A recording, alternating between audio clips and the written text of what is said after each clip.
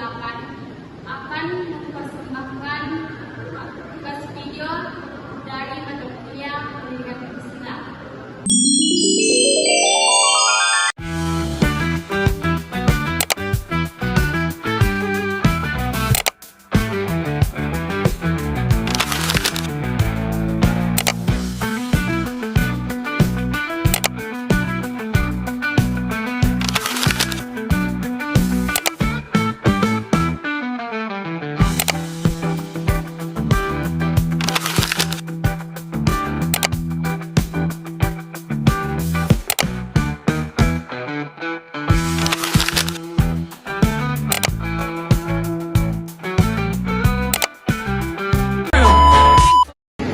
Halo teman-teman, selamat datang ke video kami yang berjudul Pancasila di Tengah Gejolak Orde Lama. Suasana kelas sejarah, guru menjelaskan kepada murid tentang masa Orde Lama. Anak-anak, kalian tahu tidak bagaimana Pancasila di era Orde Lama pada masa Presiden Soekarno? Kalau tidak salah, waktu itu Pancasila dijadikan pedoman bangsa, tapi waktu itu banyak tantangan. Benar sekali. Sekilas video sejarah Presiden Soekarno menjadikan Pancasila sebagai pedoman hidup bangsa Indonesia. Satu dasar yang benar-benar dapat menghimpun segenap tenaga rakyat Indonesia.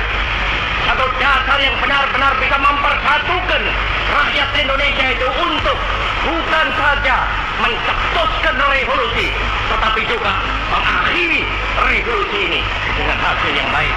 Presiden Soekarno berupaya menjadikan Pancasila sebagai pemersatu bangsa di tengah perbedaan ideologi.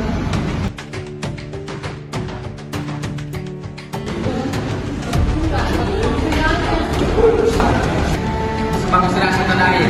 Pancasila adalah dasar negara kita. Pancasila bukan hanya untuk dibaca, tetapi untuk diamalkan dalam kehidupan sehari-hari.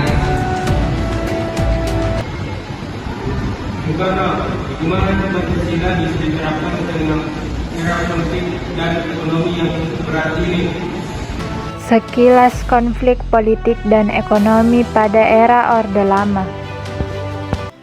Pada masa Orde Lama atau ketika Indonesia di bawah pemerintahan Presiden Soekarno, krisis ekonomi pernah terjadi di Indonesia. Perekonomian Indonesia pada masa Orde Lama mencapai titik terendahnya pada tahun 1963 hingga tahun 1965. Lalu, seperti apa sejarah krisis ekonomi di Indonesia pada masa pemerintahan Orde Lama?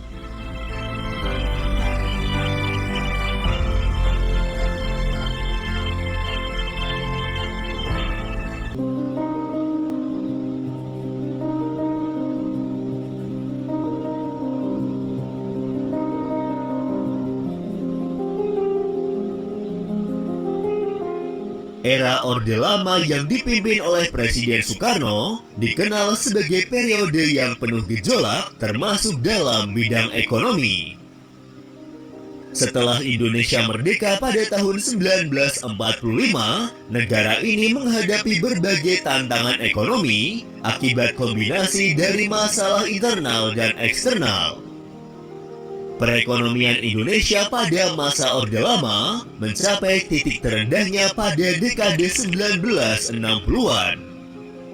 Era 1963 hingga 1965 menjadi salah satu periode kelam dalam sejarah ekonomi Indonesia.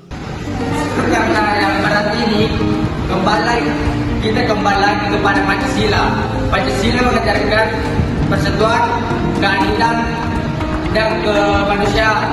Tanpanya bangsa kita akan terpecah. Kita harus tetap berpegang pada Pancasila dan biarkan ideologi berpecah. Benar, lebih banyak yang menolak. Ada yang ke komunis, ada yang ke barat. Untuk memperkuat semangat nasionalisme dan menjadikan Pancasila sebagai dasar perjuangan politik, Presiden Soekarno kemudian menulis dan menetapkan Surat Keputusan Pembentukan Partai Nasional Indonesia atau PNI. Melalui partai ini, Presiden Soekarno berupaya menyatukan rakyat Indonesia di bawah satu ideologi nasional, yaitu Pancasila, di tengah banyaknya aliran politik yang saling bertentangan. Kilas video penulisan Surat Keputusan Partai Nasional Indonesia atau PNI.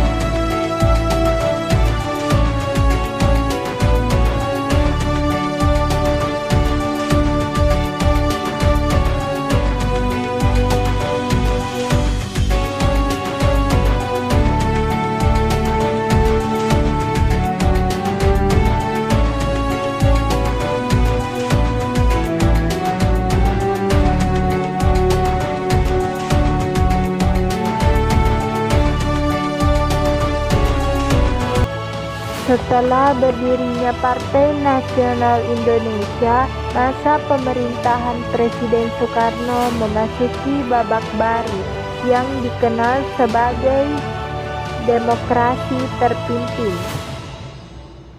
Sistem ini dimaksudkan untuk menyatukan bangsa di bawah bimbingan seorang pemimpin tunggal yang kuat.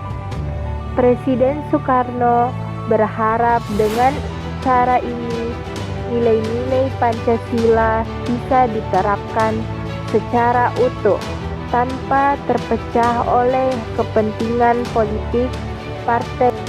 Namun saat itu kekuatan besar yang saling bersaing yaitu kelompok nasionalis, kelompok agama, dan kelompok komunis. Untuk menengahi ketiganya, Presiden Soekarno menciptakan konsep Nasakom, yaitu nasionalisme, agama, dan komunisme.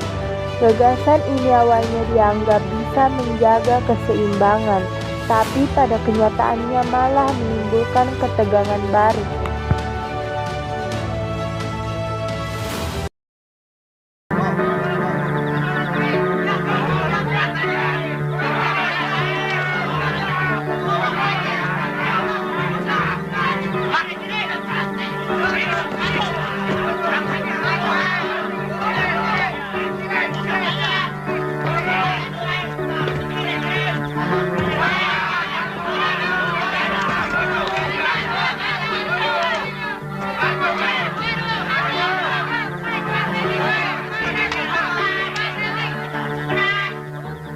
Empat orang masih dalam keadaan hidup, sedangkan 3 orang diperkirakan sudah mati.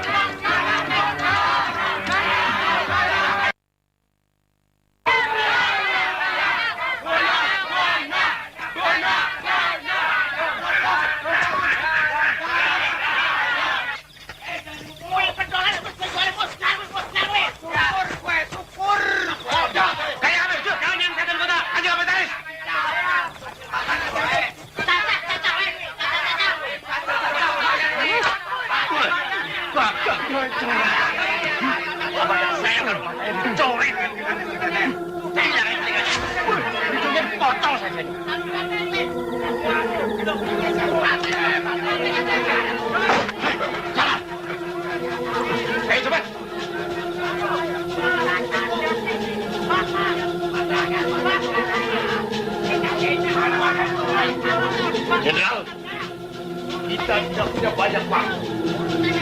Baik-baik. Ini ada surat. Peristiwa G30 SPKI mengguncang fondasi pemerintahan Presiden Soekarno. Kepercayaan terhadap Presiden Soekarno mulai goyah. TNI Angkatan Darat di bawah pimpinan Mayor Jenderal Soeharto mengambil langkah cepat untuk mengamankan situasi. Mulai saat itulah kekuasaan Presiden Soekarno perlahan melemah, hingga akhirnya dikeluarkan Surat Perintah 11 Maret atau Supersemar 1966 yang menjadikan berakhirnya Orde Lama yang penuh gejolak. Era Orde Lama penuh bergejolak